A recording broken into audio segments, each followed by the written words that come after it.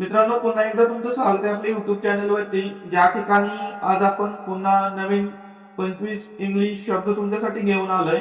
या सिरीजचा फायदा असा आहे की मित्रांनो, तुम्हाला इंग्लिश शब्द त्याचं वाचन कसं करायचं आणि त्याचा मराठीमध्ये अर्थ काय होतो हे पाहायला भेटणार आहे।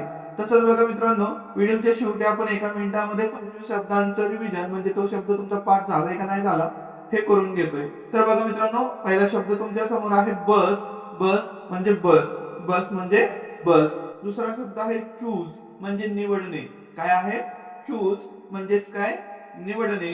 पुढचा शब्द आहे कॉर्नर। काय? कॉर्नर म्हणजे कोपरा। बघा, कॉर्नर म्हणजेच काय? कोपरा। पुढे आहे बुश म्हणजे झुडूप। ठीक आहे, बुश म्हणजे काय? झुडूप। पुढे आहे क्रिसमस म्हणजे नाताळ। क्रिसमस म्हणजेच काय? नाताळ।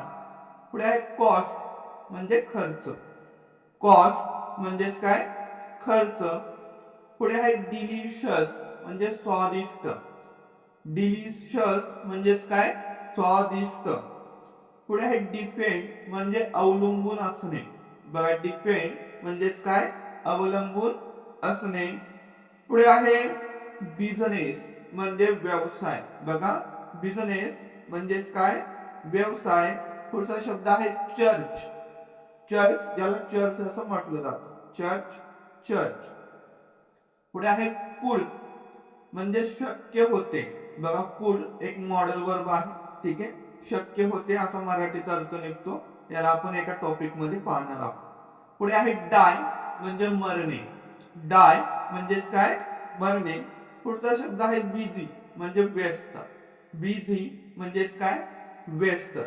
पुढे आहे सिटी म्हणजे शहर। ठीक आहे, सिटी म्हणजेच काय? शहर। पुढे आहे काउंट म्हणजे मोजणे। काउंट म्हणजेच काय? मोजणे। पुढे आहे बट म्हणजे पण। बट म्हणजे पण। पुढे आहे क्लास म्हणजे वर्ग। क्लास म्हणजे काय? वर्ग। पुढचा शब्द आहे कंट्री म्हणजे देश। कंट्री म्हणजेच काय? देश। पुढे आहे डिफरन्स म्हणजे फरक। ठीक आहे, डिफरन्स म्हणजे काय? फरक। पुढे आहे डिफरंट। बघा, डिफरंट म्हणजे वेगळा। डिफरंट म्हणजे काय? वेगळा।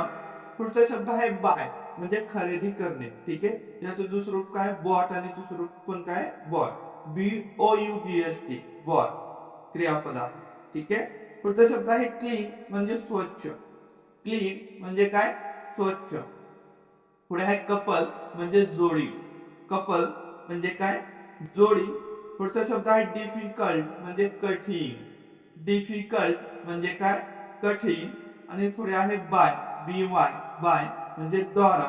ठीक आहे, द्वारा। ठीक आहे, पॅसिव्ह मध्ये याचा द्वारा म्हणून वापर केला जातो। बाय याला किती प्रकारे वापरलं जातं हे आपण नंतर पाहूया। आता फक्त शब्द लक्षात ठेवा। बाय म्हणजे काय?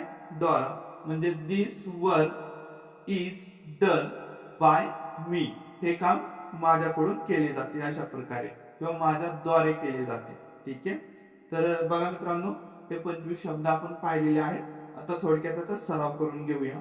मी मराठी शब्द फक्त वाचतोय, तुम्हाला आठवायचं की इंग्लिश शब्द याच्यासाठी काय होता। ठीक आहे, चांगल्या प्रकारे तुमचा सराव होऊन जाईल। पहिला शब्द आहे द्वारा। पुढे आहे कठीण।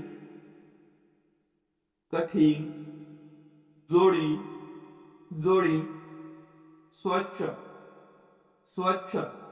खरेदी करणे, खरेदी करणे। वेगळा, वेगळा। फरक, फरक। देश, देश। वर्ग, वर्ग। पण, पण। मोजणे, मोजणे। शहर, शहर। व्यस्त, व्यस्त। मरणे, मरणे। शक्य होते, शक्य होते। Church, church. व्यवसाय, व्यवसाय। अवलंबून असणे, अवलंबून असणे। स्वादिष्ट, स्वादिष्ट। खर्च, खर्च।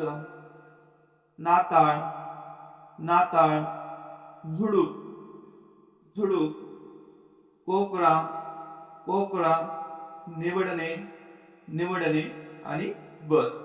तर बघा मित्रांनो, हे शब्द तुमचे पाठ आहेत का नाही. व्हिडिओ आवडल्यास लाईक करा, मित्रांमध्ये शेअर करा. चॅनलवरती नवीन असाल तर चॅनलला सबस्क्राईब करा. Thanks for watching.